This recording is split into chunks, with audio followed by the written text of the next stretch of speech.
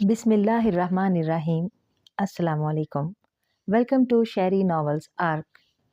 कहानी शुरू करने से पहले चैनल को सब्सक्राइब कर लें और बेल बटन दबाकर नई कहानियों का नोटिफिकेशन हासिल करें। शुक्रिया। बड़े से हालनुमा कमरे में 10-12 जोड़े रक्स में मसरूफ थे। बड़ी जज्बात खेज किस्म की मौसीकी से हाल गूंज रहा था। इन जोड़ों में मर्दों ने स्याह रंग के चुस्त लिबास पहने हुए थे, जबकि औरतें तकरीबन नीम उरियां थी। उसी लम्हे हाल के कोने का दरवाजा खुला और एक लंबा तड़ंगा और खासे सडोल और भारी जिस्म का आदमी अंदर दाखिल हुआ। उसकी आंखों में सांप की सी चमक थी, जबकि चेहरे पर जख्मों के इतने निशानात थे कि शायद असल चेहरा उन निशानात में ही छुप गया था। यही वजह थी कि वह शक्लो सूरत से खासा भयानक और दहशतनाक लग रहा था। उसके दोनों साइडों पर होलिस्टर लटक रहे थे, जिनमें भारी दस्तों वाले रिवाल्वर साफ नुमाए थे। उसके पीछे 2 गैंडे नुमा आदमी बड़े मोदबाना अंदाज में चल रहे थे। उन दोनों के हाथों में हल्की लेकिन जदीद साख्त की मशीन गनें थी। उनके अंदर दाखिल होते ही रक्स यकलख्त थम गया। गुड, तो डांस हो रहा है। लेकिन सुना है आज होटल बरगंजा में कोई स्पेशल शो है, बड़ा ही हंगामा खेज शो। आज वो क्यों ना देखें? आगे आने वाले ने ऊंची आवाज में कहा। उसके लहजे में दुरुस्ती और सख्ती नुमाया थी, हालांकि वो अपनी तरफ से बड़े दोस्ताना अंदाज में बात कर रहा था। Oh good boss, very good. मैंने भी सुना है आज वहां बड़ा हंगामा खेज शो है। रक्स करने वाले नौजवानों में से एक ने खुश होते हुए कहा। अगर हैपर इसे हंगामा खेज कह रहा है तो फिर ये वाकई हंगामा खेज होगा, बॉस ने दांत निकोसते हुए कहा। वो अपनी तरफ से मुस्कुरा रहा था, लेकिन उसके मुस्कुराने का अंदाज ऐसा था जैसे कोई भेड़िया गुस्से से दांत नकोस रहा हो। लेकिन बॉस, वहां तो एडवांस बुकिंग हो चुकी होगी, एक और नौजवान ने कहा। लेकिन दूसरे लम्हे जोरदार थप्पड़ की आवाज के साथ ही वह बुरी तरह चीखता हुआ फर्श पर जा गिरा। बॉस का हाथ उसका फिक्रा मुकम्मल होने से पहले ही बिजली की तरह घूमा था। ये लास्ट वार्निंग है डर्टी बॉय, अब अगर तुमने डेथ ग्रुप की तौहीन की तो गोली मार दूंगा, बॉस ने गुर्राते हुए कहा। सॉरी बॉस, मेरा ये मतलब ना था, नौजवान ने गाल पर हाथ रखकर उठते हुए कहा। उसका चेहरा खौफ से जर्द पड़ गया था। तुम्हारा जो भी मतलब था, तुमने ये फिक्रा कहकर डेथ ग्रुप की तौहीन की है। तुम्हारा क्या ख्याल? डेथ ग्रुप को वो लोग सीटें मुहैया करने से इनकार करने की जुर्रत कर सकते हैं? जानते हो, एक लम्हे में हॉल में मौजूद हर शख्स खून में नहाया पड़ा होगा, बॉस ने होंठ भींचते हुए कहा। और नौजवान शर्मिंदा से अंदाज में सर झुकाकर खड़ा हो गया। इन औरतों को अब दफा करो, मैं होटल के मैनेजर से बात करता हूँ, बॉस ने गुर्राते हुए कहा। और उसकी बात सुनते ही रक्स करने वाली औरतें इस बुरी तरह से दरवाजे की तरफ भागी जैसे अगर उन्हें एक लम्हे की भी देर हो गई तो उन पर क्यामत टूट पड़ेगी। बॉस तेज तेज कदम उठाता हुआ हाल के कोने में रखे हुए सोफों की तरफ बढ़ गया। बाकी मर्द भी उसके पीछे चलने लगे। सोफों के दरमियानी मेज पर टेलीफोन पड़ा हुआ था। होटल बरगैंजा के नंबर मिलाओ चार्ल्स, बॉस ने बड़बड़ाते हुए अंदाज में सोफे पर बैठते हुए कहा। यस बॉस, पीछे खड़े हुए एक गैंडे नुमा आदमी ने कहा और तेजी से आगे बढ़कर टेलीफोन का रिसीवर उठाया और नंबर प्रेस करने लगा। Yes, बरगैंजा hotel. चंद लम्हों बाद एक नस्वानी आवाज सुनाई दी और चार्ल्स ने रिसीवर बॉस की तरफ बढ़ा दिया। Edward Howard, death group boss speaking. कहाँ है तुम्हारा सुअर मैनेजर? क्या नाम है उसका? बैडमैन, बॉस ने भेड़िए की तरह गुर्राते हुए कहा। गुड मैन सर, मैं उनसे राब्ता कराती हूँ सर, दूसरी तरफ से बोलने वाली लड़की ने बुरी तरह बौखलाए हुए अंदाज में कहा। Yes good man, chief manager hotel Braganza attending. चंद लम्हों बाद दूसरी तरफ से चीफ मैनेजर की आवाज सुनाई दी। नीची आवाज में बात करो सुअर के बच्चे, तुम्हें बताया नहीं गया कि तुम डेथ ग्रुप के बॉस एडवर्ड हावर्ड से बात कर रहे हो? फिर तुम्हें ये जुर्रत कैसे हुई कि तुम मेरे सामने ऊंची आवाज में बात करो? एडवर्ड हावर्ड ने बुरी तरह चीखते हुए कहा। सॉरी सर, मैं समझा सर की लड़की भूल गई है सर, क्योंकि सर आपके मेहमानों को हमने कोई तकलीफ नहीं दी है सर। उनका इस्तकबाल तो सर हमने वीआईपी की तरह किया है सर।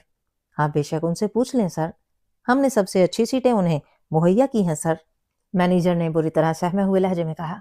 क्या बक रहे हो? क्या तुम्हें अब इतनी जरूरत आ गई है कि तुम एडवर्ड हावर्ड का मजाक उड़ाओ? बॉस का गुस्सा पूरे रूज पर पहुंच गया था। सर मैं सच कह रहा हूँ सर, अब बेशक अपने मेहमानों से पूछ लें, मैनेजर ने रो देने वाले लहजे में कहा। फिर वही बकवास, कैसे मेहमान, किसके मेहमान? क्या बक रहे हो? क्या तुम नशे में हो या खुदकुशी करना चाहते हो? बॉस ने चीखते हुए कहा। सर अभी 1 घंटा पहले सर आपने फोन नहीं किया था सर कि आपके मेहमान आ रहे हैं, 5 स्पेशल सीटें चाहिए, और सर मैंने स्पेशल सीटें अलॉट कर दी। अभी 10 मिनट पहले आप सर आपके मेहमान पहुंचे हैं। मैनेजर की हैरत और खौफ से फटी हुई आवाज सुनाई थी। क्या बकवास कर रहे हो? किसने फोन किया था? मैंने तो फोन ही नहीं किया, इस बार बॉस ने हैरत भरे लहजे में कहा। तुम में से तो किसी ने फोन नहीं किया? अचानक बॉस ने मुड़कर पीछे खड़े हुए अपने साथियों से मुखातिब होकर कहा। नो बॉस, हम तो शाम से यहाँ हैं, वैसे भी सर हम आपकी इजाजत के बगैर कैसे फोन कर सकते थे? सब ने यक आवाज होकर जवाब देते हुए कहा। میں سچ کہہ رہا ہوں جناب، فون آیا تھا ڈیتھ گروپ کے نام سے، مینیجر نے کہا۔ کتنے لوگ ہیں اور کون لوگ ہیں؟ کیا تم انہیں پہچانتے ہو؟ بوس نے دانت پیستے ہوئے کہا۔ نو سر، میں انہیں کیسے پہچان سکتا ہوں؟ ان میں سے ایک عورت ہے، اس کی قومیت تو شاید سوئس ہے، باقی 4 مرد ہیں، ایشیائی لگتے ہیں، ان میں سے ایک تو بالکل ہی احمق سا آدمی ہے، وہ بڑی عجیب سی حرکتیں کر رہا ہے، ہم تو سر آپ کے مہمان ہونے کی وجہ سے اس کی حرکتیں مجبوراً برداشت کر رہے ہیں، مینیجر نے جواب دیا۔ اس کے لہجے میں ہکلاہٹ تھی۔ ایک سوئس عورت اور 4 ایشیائی مرد، ٹھیک ہے۔ کتنا وقت رہتا ہے شو شروع ہونے میں؟ بوس نے کچھ سوچتے ہوئے پوچھا۔ سر ابھی آدھ گھنٹہ رہتا ہے، مینیجر نے جواب دیا۔ ٹھیک ہے، کافی وقت ہے، اور سنو ان لوگوں کو کچھ نہیں بتانا، ہم خود تمام بندوبست کر لیں گے، ایڈورڈ ہاورڈ نے تحکمانہ لہجے میں کہا۔ یس سر، بے فکر رہیں سر، مینیجر نے جواب دیا، اور بوس نے زور سے ریسیور کریڈل پر پٹخ دیا۔ تو اب نقلی ڈیتھ گروپ بھی بننے لگے ہیں، لیکن یہ کون لوگ ہو سکتے ہیں؟ ایشیائی لوگوں میں تو بہرحال اتنی عقل اور جرات ہو ہی نہیں سکتی کہ وہ اس قسم کا فراڈ کریں۔ یہ میرے خیال میں اس سوئس عورت کا کیا دھرا ہوگا۔ ٹھیک ہے، یہی ہوگا، اور اسے بہرحال اس کی سزا بھگتنی ہوگی، ایڈورڈ ہاورڈ نے زور سے صوفے کی سائڈ پر مکہ مارتے ہوئے کہا۔ باس، ان سب کو گولیوں سے اڑا دینا چاہیے، پیچھے کھڑے چارلز نے کہا۔ وہ تو انہوں نے اڑنا ہی ہے، لیکن میں صرف یہ دیکھنا چاہتا ہوں کہ آخر کس میں اتنی جرات پیدا ہوئی ہے کہ وہ اس طرح ہمارے نام کو استعمال کرے۔ باس نے انتہائی غصیلے لہجے میں کہا، اور پھر وہ اٹھ کر کھڑا ہو گیا۔ سنو، اس شو میں ہنگامہ نہیں ہونا چاہیے، جو پارٹی ہمارے نام کا اتنا احترام کرے اسے خراب نہیں ہونا چاہیے، اس لیے شو کے درمیان کوئی ہنگامہ نہیں ہوگا، البتہ ان لوگوں کو جو وہاں موجود ہیں سزا بھی ملے گی، اس لیے اب تم نے ایسا کرنا ہے کہ شو ختم ہونے کے بعد اس لڑکی کو اغوا کر کے یہاں لے آؤ اور اس کے ساتھیوں کو گولی مار دو، باس نے کہا۔ باس، اس کا مطلب ہے ہمیں شو ختم ہونے کا انتظار کرنا ہوگا، ایک نوجوان نے کہا۔ ہاں بالکل، جب شو ختم ہو جائے اور یہ لوگ باہر نکلیں تو کسی بھی مناسب جگہ پر انہیں گولیوں سے اڑا دینا اور اس لڑکی کو اٹھا کر میرے پاس لے آنا۔ جاؤ، باس نے کہا، اور وہ سب سر جھکائے واپس مڑ گئے۔ باس، وہ اسپیشل شو، ایک نوجوان نے سہمے ہوئے لہجے میں کہا۔ یو شٹ اپ، پہلے کام پھر تفریح، باس نے کہا، اور تیز تیز قدم اٹھاتا دروازے کی طرف بڑھ گیا۔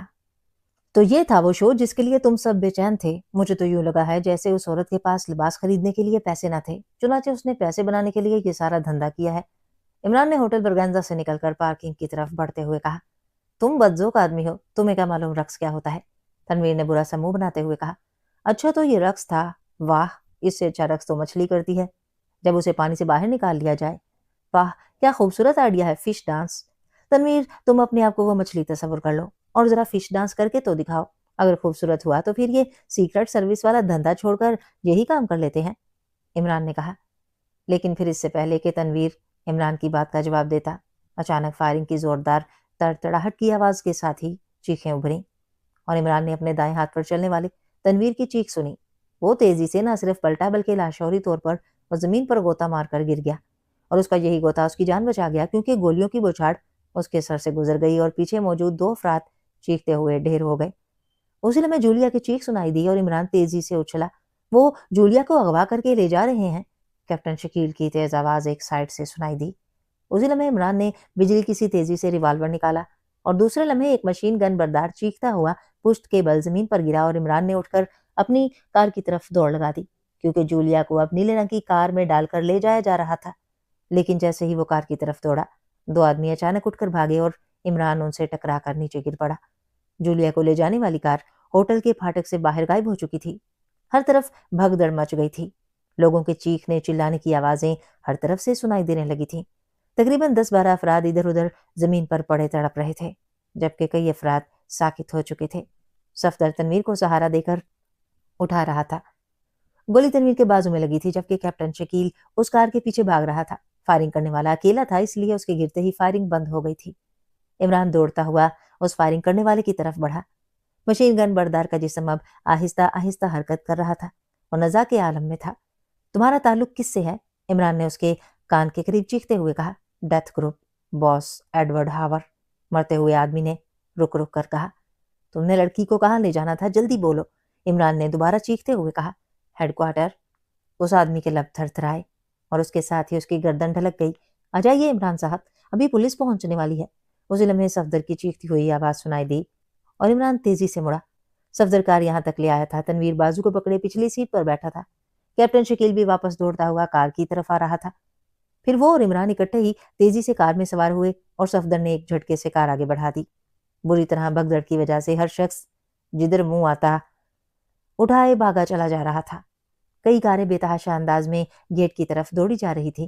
صفدر نے بڑی مہارت سے ڈرائیونگ کرتے ہوئے کار دوسری کاروں سے آگے نکال لی۔ 36 ریونیو چلو صفدر، جلدی، عمران نے پھاٹک سے باہر آتے ہی چیخ کر کہا، اور صفدر نے تیزی سے کار دائیں طرف موڑی اور دوسرے لمحے کار آندھی اور طوفان کی طرح آگے بڑھتی چلی گئی۔ یہ کون لوگ تھے؟ حملہ تو ہمیں پر ہی ہوا ہے۔ یہ اتفاق تھا کہ میں بورڈ کا تسمہ باندھنے کے لیے جھکا اور گولیاں میرے اوپر سے نکل گئیں، ورنہ تو… صفدر نے ہونٹ بھیجتے ہوئے کہا، میں بھی بس اچانک ہی پارکنگ کے ستون کی اوٹ میں آ گیا، جبکہ عمران صاحب اس لیے بچ گئے کہ پہلا بسٹ براہ راست ان پر پڑنے کی بجائے ان کے پیچھے آنے والے 3 افراد کو چاٹ گیا۔ البتہ تنویر زد میں آ گیا، اور اگر عمران صاحب فوراً اس مشین گن والے کو گولی نہ مار دیتے تو وہ ہمیں زندہ بچ کر نہ جانے دیتا۔ کیپٹن شکیل نے تیز تیز لہجے میں کہا۔ وہ ساتھ ساتھ رومال کی مدد سے پیچھے اپنے ساتھ بیٹھے ہوئے تنویر کے بازو پر پٹی بھی باندھتا جا رہا تھا تاکہ زیادہ خون کا اخراج نہ ہو جائے۔ یہ ڈیتھ گروپ کی کارروائی ہے اور وہ جولیا کو اپنے ہیڈ کوارٹر لے گئے ہیں۔ عمران نے ہونٹ بھینچتے ہوئے کہا، ہیڈ کوارٹر کہاں ہے؟ ان کا ہیڈ کوارٹر؟ صفدر اور کیپٹن شکیل نے بیک آواز ہو کر پوچھا۔ جولیا کے اس طرح اغوا ہو جانے کی وجہ سے ان کے چہروں پر شدید پریشانی کے آثار نمایاں تھے۔ اسی کا تو پتہ کرنا ہے۔ کیپٹن شکیل، تم کار کے پیچھے بھاگے تھے، اس کا نمبر؟ عمران نے مڑ کر کیپٹن شکیل سے پوچھا۔ اس پر نمبر پلیٹ ہی نہیں تھی۔ اچانک آدمیوں کے درمیان میں آ جانے سے کار نکل گئی، ورنہ شاید میں اسے جانے نہ دیتا۔ پھر میرے پاس اسلحہ بھی نہ تھا، کیپٹن شکیل نے جواب دیا۔ عمران صاحب، 36 ریونیو پر کیا ہے؟ صفدر نے جلدی سے پوچھا۔ جہاں تک میری معلومات ہے وہاں ایک بار ہے، الفریڈ بار۔ اس کے مالک الفریڈ کا تعلق ڈیتھ گروپ سے ہے۔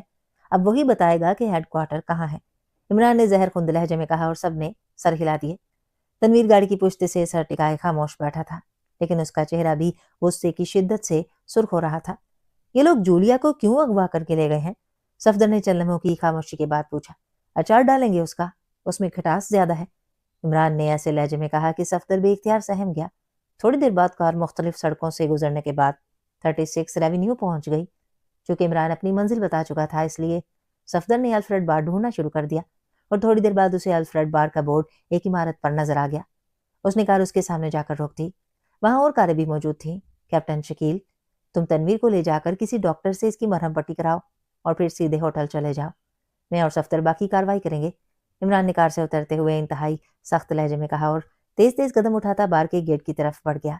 چند لمحوں بعد صفدر بھی اس کے پیچھے پہنچ گیا۔ عمران بار میں داخل ہوتے ہی سیدھا کاؤنٹر کی طرف بڑھ گیا۔ کاؤنٹر پر ایک گنجے سر والا پہلوان نما آدمی کھڑا تھا۔ بار میں زیادہ رش نہ تھا، زیادہ تر میزیں خالی تھیں۔ الفریڈ کہاں ہے؟ عمران نے کاؤنٹر کے قریب پہنچتے ہی سخت لہجے میں اس گنجے سے مخاطب ہو کر کہا، باس کا پوچھ رہے ہو؟ کیوں، کیا کام ہے تمہیں؟ گنجے نے غور سے عمران اور صفدر کو دیکھتے ہوئے پوچھا۔ اسے کہو کہ ڈیتھ گروپ کا اہم پیغام ہے، سیکرٹ، عمران نے ہونٹ بھینچتے ہوئے کہا۔ Death group? اوہ، مگر تم تو ایشیائی ہو، تمہارا ڈیتھ گروپ سے کیا تعلق ہو سکتا ہے؟ گنجے نے بری طرح چونکتے ہوئے جواب دیا۔ سنو، وقت ضائع مت کرو، باس کے سخت ترین آرڈرز ہیں، عمران نے تیز لہجے میں کہا۔ او اچھا ٹھیک ہے، گنجے نے کہا، اور تیزی سے کاؤنٹر کے نچلے حصے میں پڑا ہوا انٹرکام اٹھا کر اوپر رکھا اور اس کا ریسیور اٹھا کر ایک نمبر پریس کر دیا۔ یس، دوسری طرف سے ایک گراتی ہوئی آواز سنائی تھی۔ باس، 2 ایشیائی آئے ہیں، آپ سے ملنا چاہتے ہیں، ڈیتھ گروپ کا کوئی پیغام لے کر آئے ہیں، گنجے نے مؤدبانہ لہجے میں کہا۔ ایشیائی اور ڈیتھ گروپ کا پیغام؟ دوسری طرف سے چونکتے ہوئے پوچھا گیا۔ یس باس، میں نے بھی اس لیے ان سے حیران ہو کر پوچھا تھا، لیکن وہ کہتے ہیں دیر مت کرو، باس کے سخت ترین آرڈرز ہیں، گنجے نے جواب دیا۔ ٹھیک ہے، دونوں کو بھیج دو، دوسری طرف سے کہا گیا، اور گنجے نے ریسیور رکھ دیا۔ ساتھ والی راہداری میں چلے جاؤ، آخری کمرہ ہے باس کا، گنجے نے راہداری کی طرف اشارہ کرتے ہوئے کہا، اور عمران سر ہلاتا ہوا اس راہداری کی طرف بڑھ گیا۔ صفدر بھی اس کے پیچھے تھا۔ عمران اس گنجے پر ہاتھ ڈالنے سے صرف اس لیے رک گیا تھا کہ وہ فضول وقت ضائع نہ کرنا چاہتا تھا، اور ظاہر ہے اس گنجے سے الجھنے کا کوئی فائدہ نہ تھا۔ آخری کمرے کا دروازہ بند تھا۔ عمران نے ہاتھ اٹھا کر زور سے دستک دی۔ یس، کم ان، اندر سے وہی بھاری آواز سنائی دی، اور اس کے ساتھ ہی دروازہ خود بخود کھل گیا۔ عمران اور صفدر دونوں اندر داخل ہوئے۔ ان کے اندر داخل ہوتے ہی دروازہ خود بخود ان کی پشت پر بند ہو گیا۔ یہ ایک خاصا بڑا کمرہ تھا، جس کے آخری کونے پر ایک بڑی سی میز کے پیچھے ایک بل ڈاگ شکل والا بھاری جسم کا آدمی بیٹھا ہوا تھا۔ اس کی نظریں ان دونوں پر جمی ہوئی تھیں۔ کون لوگ ہو تم؟ اس بھاری جسم والے نے ان کو دیکھتے ہی سخت لہجے میں کہا۔ لیکن عمران کوئی جواب دیے بغیر آگے بڑھتا گیا۔ ڈیتھ گروپ کا ہیڈ کوارٹر کہاں ہے الفریڈ؟ عمران نے میز کے قریب پہنچ کر بھیڑیا کی طرح گراتے ہوئے کہا۔ مگر کیوں؟ الفریڈ نے چونک کر جواب دیا، لیکن اسی لمحے عمران نے میز پر پڑا ہوا گلدان اٹھا کر پوری قوت سے الفریڈ کے منہ پر مار دیا اور الفریڈ چیختا ہوا کرسی سمیت پیچھے دیوار سے جا لگا، اور پھر اس سے پہلے کہ وہ سنبھلتا عمران نے آگے بڑھ کر اس کی گردن میں ہاتھ ڈالا اور دوسرے لمحے بھاری وجود رکھنے کے باوجود الفریڈ کسی گیند کی طرح فضا میں اٹھتا ہوا سائڈ کی دیوار سے جا ٹکرایا۔ لیکن اس بار وہ سنبھل گیا کیونکہ اس نے نیچے گرتے ہی انتہائی پھرتی سے جیب سے ریوالور نکال لیا تھا۔ لیکن یہ اس کی بدقسمتی تھی کہ عمران اس وقت انتہائی جارحانہ موڈ میں تھا، چنانچہ عمران بجلی کسی تیزی سے اچھلا اور اس کی ایک لات تو اٹھتے ہوئے الفریڈ کے اس ہاتھ پر پڑی جس میں ریوالور تھا، اور دوسرا پیر پوری قوت سے اس کے چہرے سے ٹکرایا اور الفریڈ کے حلق سے پھنسی پھنسی سی چیخ نکلی۔ الفریڈ کا چہرہ عمران کے پیر اور دیوار کے درمیان کچلا گیا تھا۔ عمران ضرب لگا کر کلبازی کھا کر پلٹا اور الفریڈ ایک بار پھر چیختا ہوا فضا میں اچھلا اور دھڑام سے فرش پر آ گرا۔ اس کے ہاتھ سے نکل کر دور گرنے والے ریوالور کو صفدر نے جھپٹ لیا تھا۔ اس بار الفریڈ اس بری طرح گرا تھا کہ کوشش کے باوجود وہ فوری طور پر نہ اٹھ سکا، اور عمران نے اچھل کر ایک پیر اس کی گردن پر رکھا اور دوسرا اس کی ناف پر۔ خبردار، اگر حرکت کی تو گردن کی ہڈی توڑ دوں گا، عمران نے چیختے ہوئے کہا، اور الفریڈ کا چہرہ جو عمران کے پیر کی ضرب کی وجہ سے پہلے ہی کچلا گیا تھا اور زیادہ مسخ ہو گیا۔ اس نے شاید عمران کی ٹانگ پر ضرب لگانے کے لیے بازوؤں کو سمیٹنا چاہا، لیکن گردن پر بے پناہ دباؤ کی وجہ سے اس کے بازو خود بخود ڈھیلے ہو کر فرش پر کٹے ہوئے شہتیروں کی طرح گر گئے۔ بولو، ہیڈ کوارٹر کہاں ہے؟ جلدی بولو ورنہ۔ عمران کا لہجہ اس قدر خونخوار ہو گیا تھا کہ ایک سائڈ پر کھڑا صفدر بھی بے اختیار کام کیا۔ بتاتا ہوں، 6 ریونیو گلی نمبر 13 ہاور گیم ہاؤس کے نیچے۔ الفریڈ نے اس طرح رک رک کر جواب دیا جیسے اسے سانس لینے میں شدید دشواری محسوس ہو رہی ہو۔ کیا نام ہے باس کا؟ جلدی بتاؤ۔ عمران نے گردن پر رکھے پیر کو ذرا سی حرکت دی تو الفریڈ اس بری طرح تڑپا جیسے اس کی روح جسم سے باہر نکلنے کے لیے بری طرح بھڑک رہی ہو۔ ایڈورڈ ہاور۔ الفریڈ کے حلق سے ایسی آواز نکلی جیسے انسان کے حلق سے موت کے آخری لمحات میں گڑگڑاہٹ سے نکلتی ہے، اور دوسرے لمحے عمران نے پیر کو گردن پر رکھے رکھے تیزی سے گھوما اور اچھل کر ایک طرف ہٹ گیا۔ الفریڈ چند لمحوں تک تڑپتا رہا، پھر ساکت ہو گیا۔ اس کی گردن کی ہڈی ٹوٹ گئی تھی۔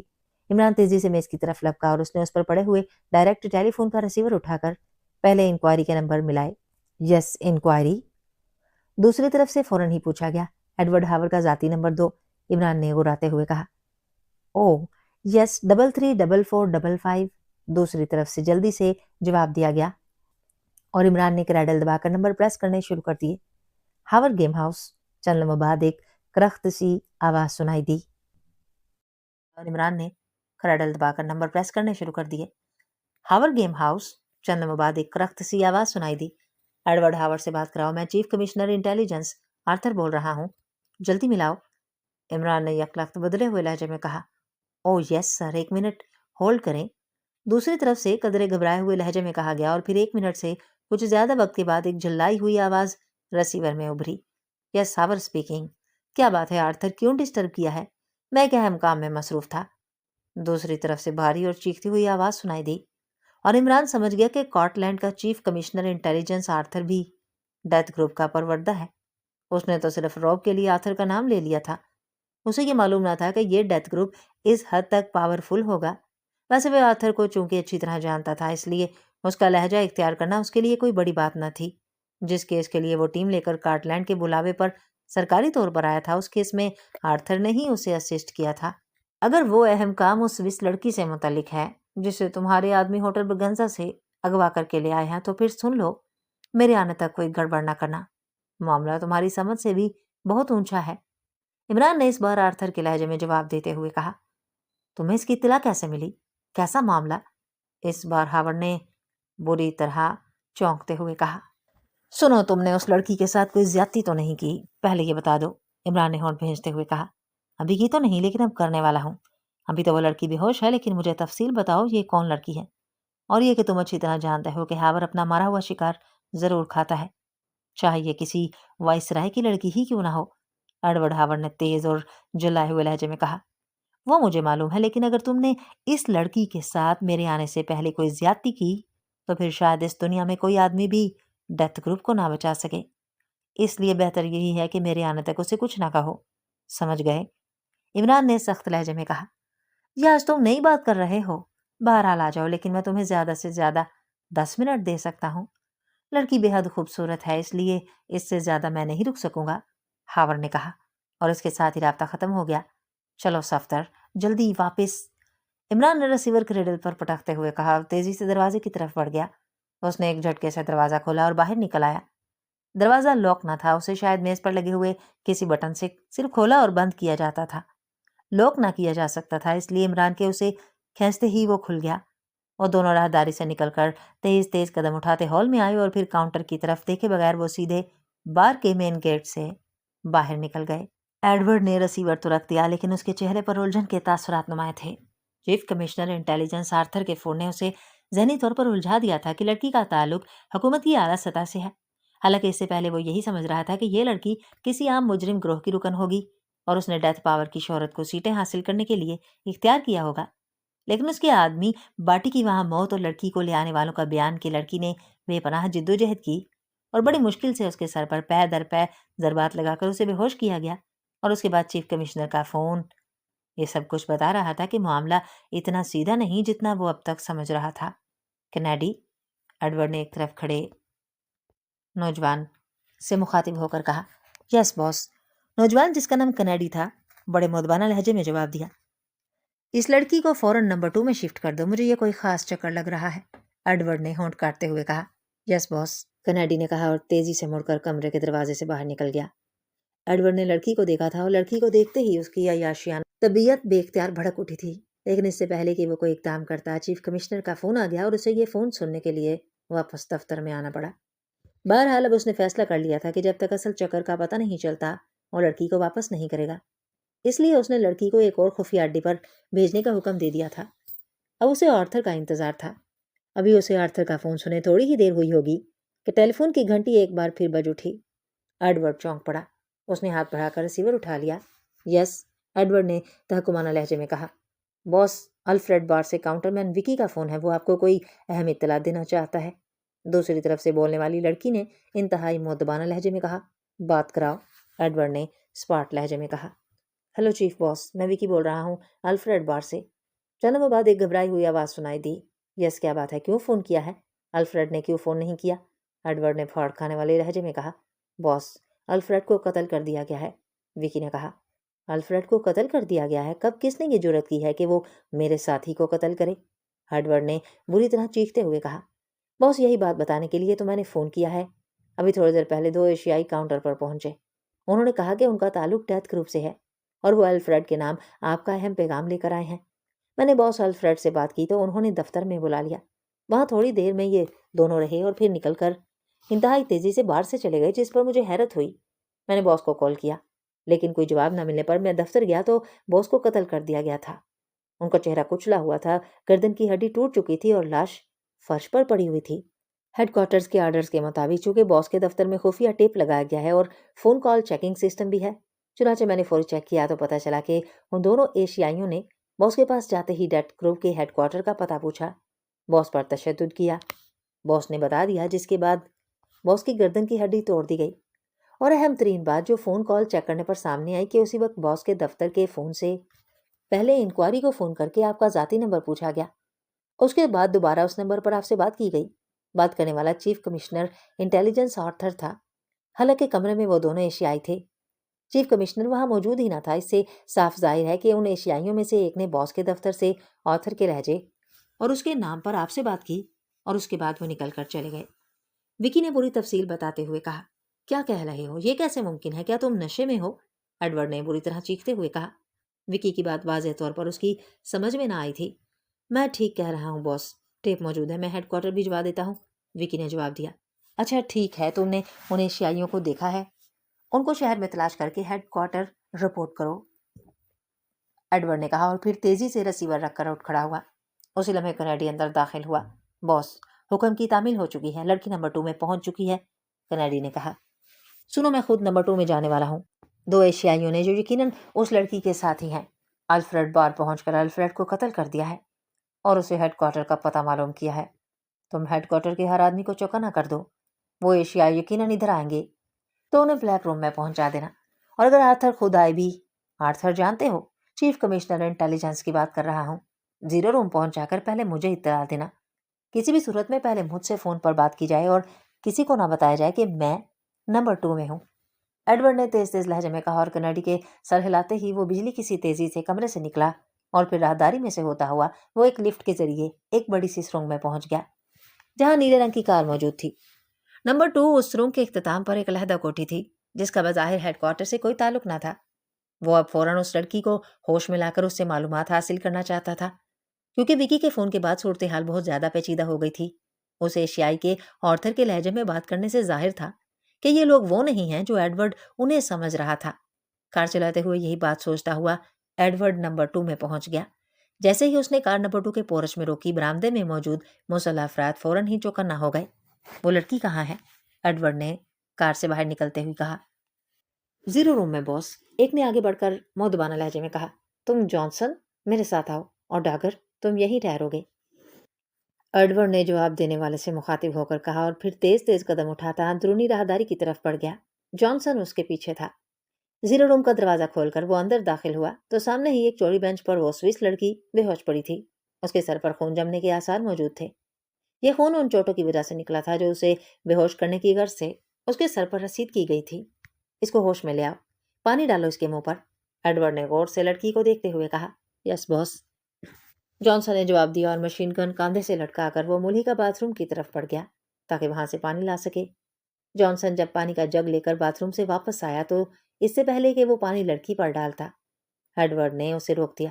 ٹھہرو، پہلے اس کے ہاتھ اور پیر رسیوں سے باندھ دو۔ مجھے رپورٹ ملی ہے کہ لڑکی خاصی جاندار اور خطرناک ہے، اور میں نے اس سے بہت کچھ پوچھنا ہے، ایڈورڈ نے کہا۔ یس باس، جانسن نے کہا، اور پانی کا جگ وہیں فرش پر رکھ کر وہ کمرے کی ایک الماری کی طرف بڑھ گیا۔ اس نے الماری میں سے رسی اٹھائی اور واپس آ کر اس نے بے ہوش لڑکی کو الٹا کر کے اس کے دونوں ہاتھ پشت پر باندھ دیے، اور پھر اسی رسی سے اس نے اس کے دونوں پیر باندھے اور پھر اسے سیدھا کر دیا۔ ہاں، اب اس پر پانی ڈالو، ایڈورڈ نے کہا، اور جانسن نے جگ اٹھا کر جگ میں موجود تمام پانی لڑکی کے چہرے اور سر پر انڈیل دیا۔ لڑکی کے جسم میں بے اختیار جھرجھری سی پیدا ہوئی، اور دوسرے لمحے اس کی آنکھیں ایک جھٹکے سے کھل گئیں۔ چند لمحے تو وہ آنکھیں کھولے ساکت پڑی رہی، پھر اس نے ایک جھٹکے سے اٹھنے کی کوشش کی، لیکن ہاتھ اور پیر بندھے ہونے کی وجہ سے وہ پوری طرح اٹھ کر نہ بیٹھ سکی، بلکہ دوبارہ بینچ پر گر گئی۔